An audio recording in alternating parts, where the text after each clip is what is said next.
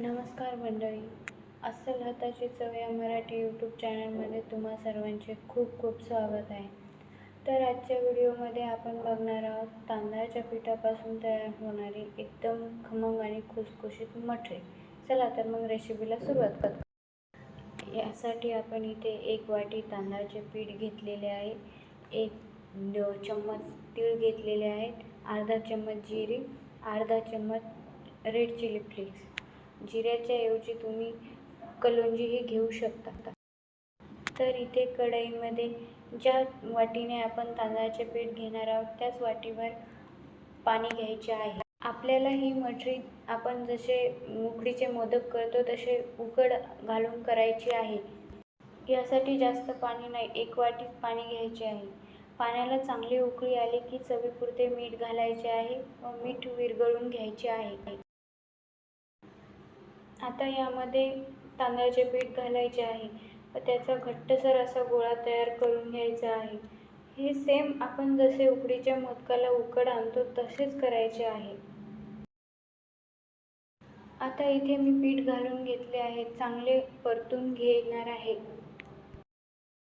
आता हे पीठ पाण्यामध्ये चांगले विरघळले आहे आणि हे थोडेसे 5 मिनिट शिजून घ्यायचे आहे.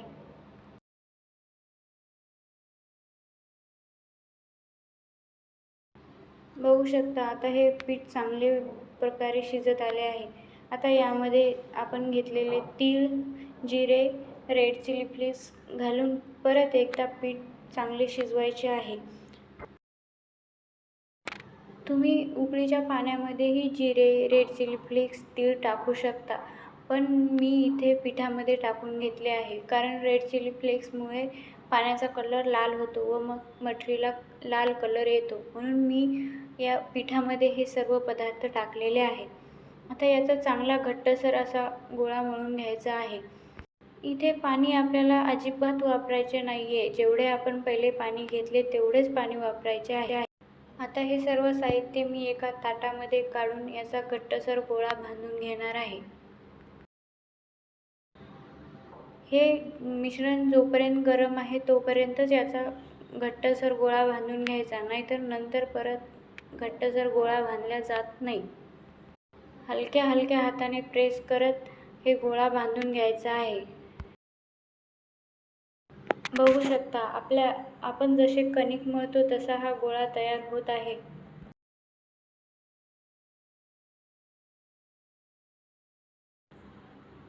इथे आता सगळे मिश्रण चांगले एकजीव झाले व एक घट्टसर गोळा तयार झालेला आहे.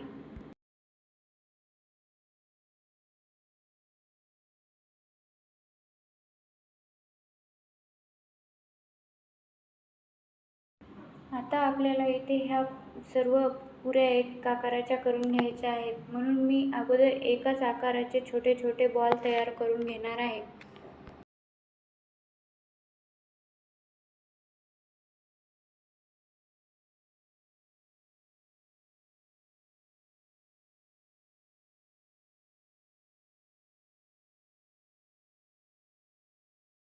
आता हे सर्व बॉल मी तयार करून घेतलेले आहे.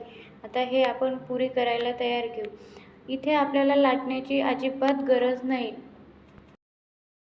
एक छोटी पॉलिथिन घ्यायची आहे व त्याला थोडेसे तेल लावायचे आहे. तेल खालच्या आणि वरच्या दोन्ही बाजूला लावायचे आहे, म्हणजे आपली मठरी त्याला चिटकणार नाही.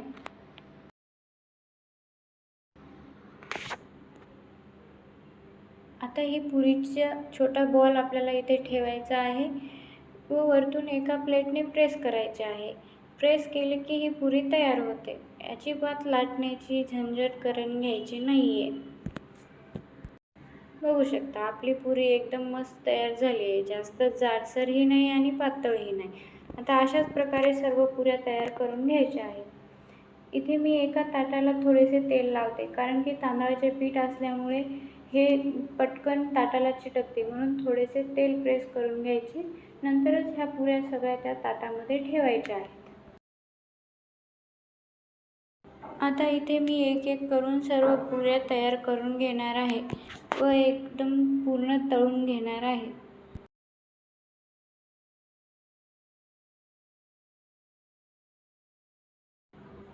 बघू शकता आता मी पुऱ्या तयार करून घेतलेल्या आहेत. आता ह्या तळायला घेऊयात.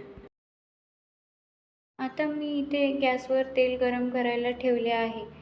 उकडीचे कोणतेही पदार्थ असो हे नेहमी गॅसच्या हाय फ्लेमवरच तळायचे असतात, कारण की लो फ्लेमवर त्याला चांगला कुरकुरीतपणा येत नाही.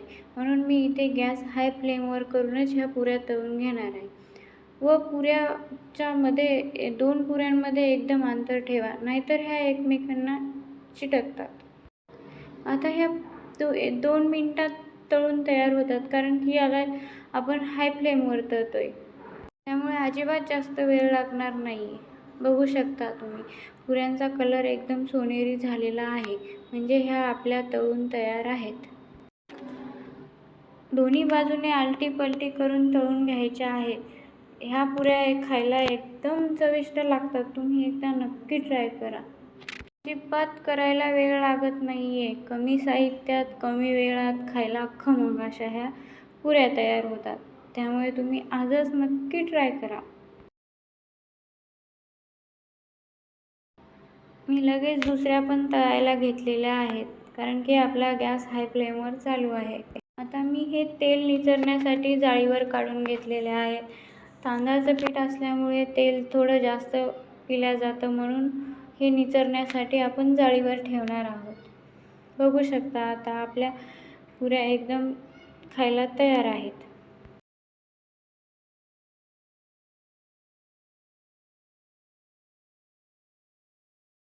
आता अशा प्रकारे मी सर्व पुऱ्या तळून घेणार आहे. आता आपल्या सर्व पुऱ्या तळून तयार झालेल्या आहेत. मित्रांनो, तुम्हाला हा व्हिडिओ आवडला असेल तर एक लाईक, कमेंट, शेअर नक्की करा. आणि कमेंटमध्ये नक्की सांगा की हा व्हिडिओ तुम्ही कुठून बघताय. Thank you for watching.